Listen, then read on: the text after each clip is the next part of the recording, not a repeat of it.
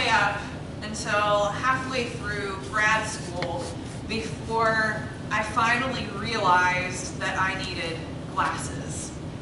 It kind of came on slowly. Like, I've noticed my eyes would be a little bit more tired, and I would get some headaches every now and then, but I really just thought, well, I'm a grad student. I'm constantly reading and staring at a computer screen trying to put words on all these papers that I needed to turn in. And it wasn't until Derek kind of nudged me and was like, you might need to get glasses. So I started paying attention a little bit more, and I started to realize as I was driving around that I was having a harder and harder time reading street signs. And so it was hard for me to follow directions in places where I hadn't been because I couldn't see the names of streets to know when I needed to turn. And so finally, I gave in and I went to the eye doctor.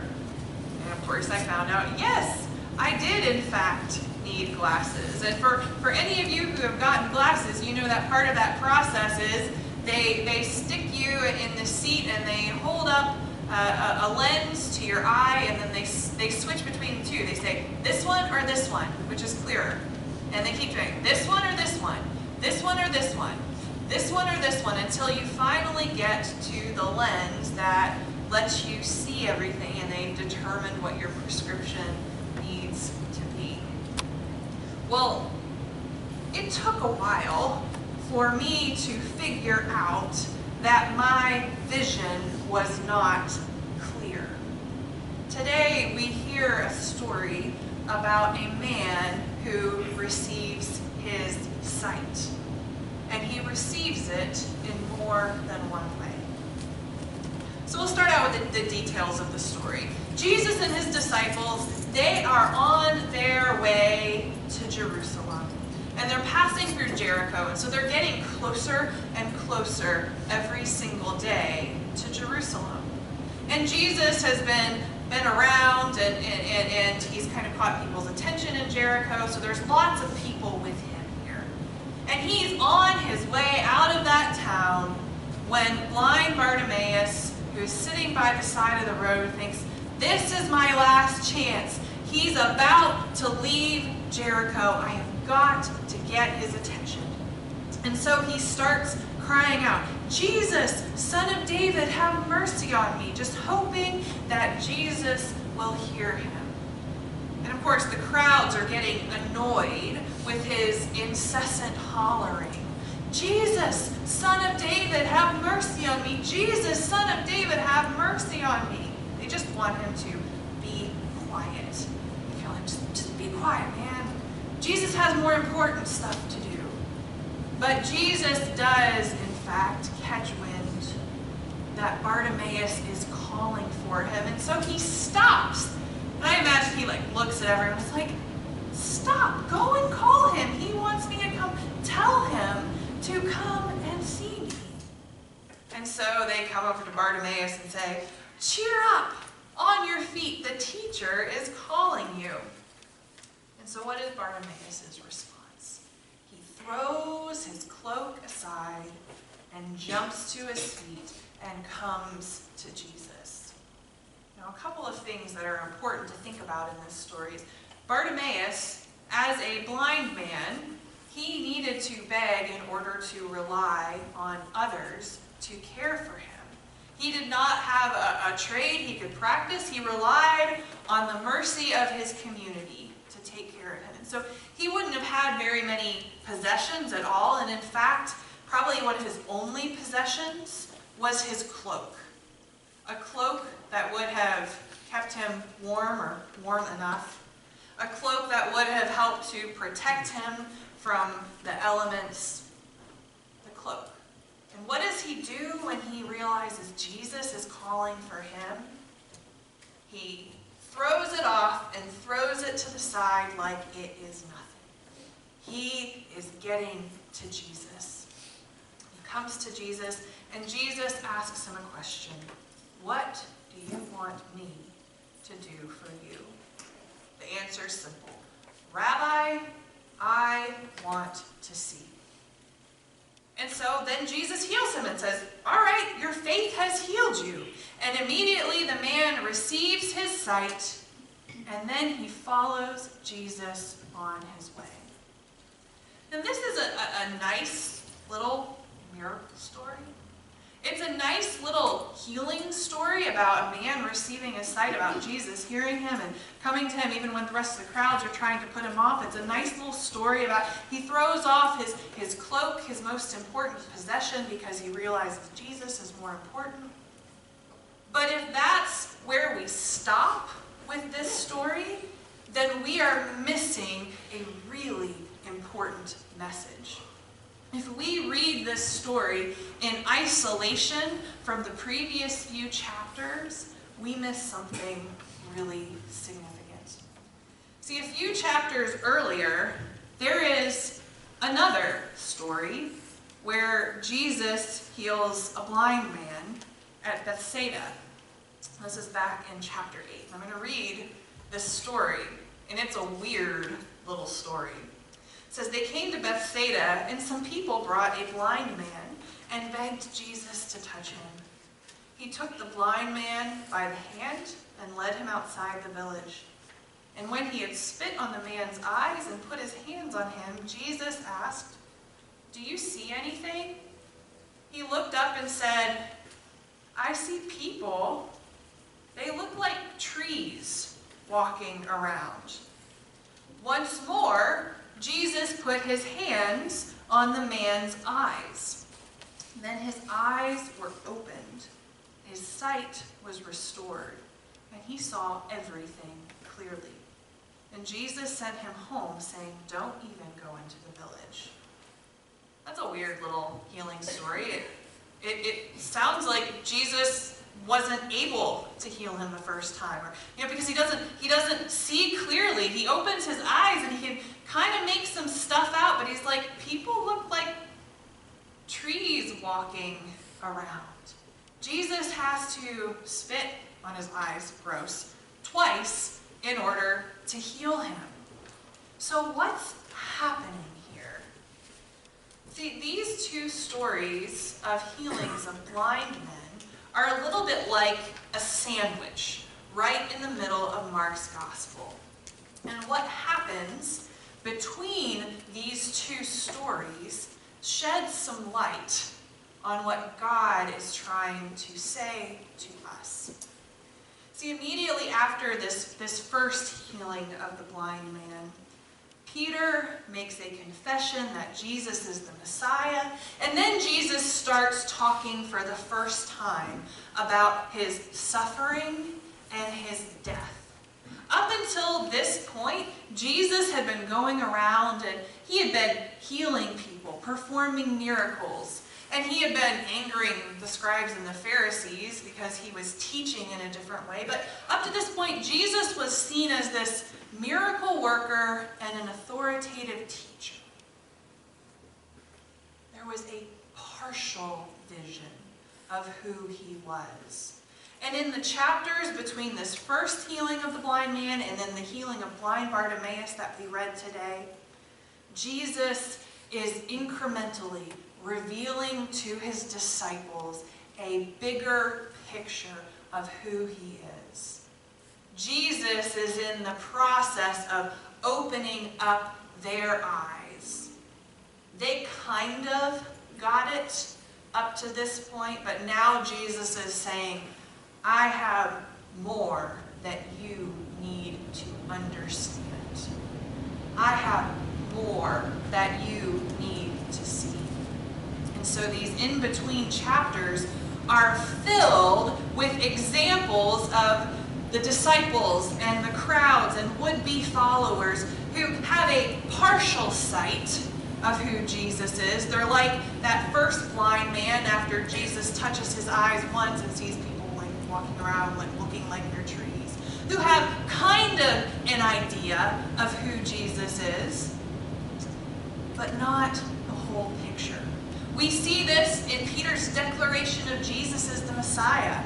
When he says, you are the Messiah, but then as soon as Jesus starts talking about his suffering and death, Peter rebukes him and is like, Jesus, what are you talking about? no way. And Jesus says to Peter, get behind me, Satan. Peter doesn't have full sight. We see it when Jesus, he calls the rich young ruler that we heard about last week. Here is a man who has partial sight. He has kept the commandments from when he was young. He cares about the kingdom of God. But Jesus says, all right, are you ready to receive the full vision of what God wants from you? Are you ready to reorient yourself radically in relationship to your possessions and to your neighbor?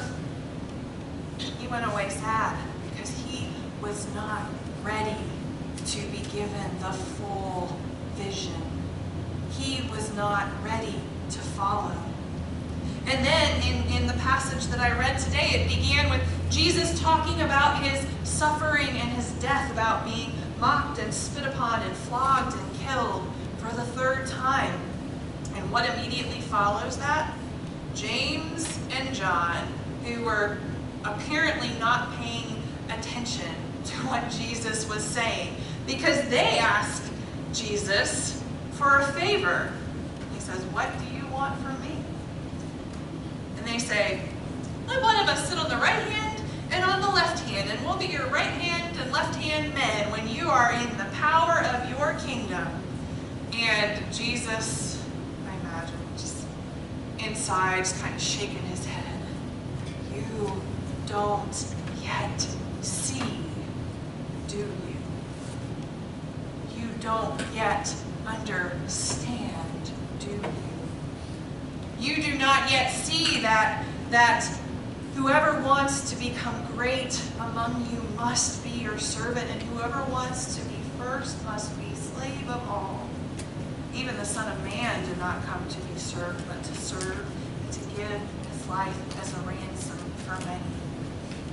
See, Jesus is trying to heal his disciples and the crowds and those who would follow him. He's trying to give them full sight of who he is. But they're not there yet. But then we come to this story of blind Bartimaeus when he comes to Jesus. And did you notice that when he comes to Jesus, Jesus asks them the same question, asked Bartimaeus the same question that he previously asked James and John. He says, what do you want me to do for you? The blind man simply says, Rabbi, teacher, I want to see. And so, Jesus says, go, your faith has healed you. And immediately he received his sight. That's the first sight that this blind man receives, physical sight. He can see clearly before where he could see nothing. But then Jesus gives him another kind of sight as well, because it says he followed Jesus along the road, or in other translations, along the way. Along the way. And in fact, did you know that the early church was not known as the church? It was known as the way. This blind man, he receives physical sight, but he also receives the sight of who Jesus Christ truly is. And he throws his cloak aside and he follows him on the way to Jerusalem. He doesn't ask him like James or John to have a high position in God's kingdom. He just wants to see the truth. He just wants to see Jesus and go with Jesus. And so we have this sandwich in the middle of Mark, where one slice of bread is that first healing, where it takes a couple of tries for the man to see clearly. And then we have this story where he sees and he sees and he responds and he goes. See, Jesus is constantly at work in us to help us clarify, to help us see more clearly who he is and what his kingdom is like and who he calls us to be. We are all in process, like the disciples, between these two stories of restoring vision. And Jesus wants to keep working on us. And if we ever think that we have somehow arrived and we see everything clearly, well, we probably don't. You know, when you're there at the doctor's office and they keep saying, this one or this one, this one or this one. I know for me, there was a moment where I was like, oh, this is it. I can see. Then they clicked it one more time. And I was like, oh, that's even better. I forgot what it looks like to see everything so crisply. Jesus is constantly refining our vision. This one or this one. This one or this one. This one or this one. Is it coming into focus yet? Jesus wants to give us true sight of who he is and of the nature of his kingdom. And it is a constant process. When I first became a Christian, I remember studying the Bible and thinking, oh, cool. I got it. I know who Jesus is. Like, what else could there possibly be to know or understand? But over the course of my own journey, I continue to realize that Jesus is constantly bringing into my focus greater clarity and vision of who he is and what his kingdom is. And so my prayer for us today is simply that we would ask the same thing that blind Bartimaeus asks of Jesus. Jesus, we want to see.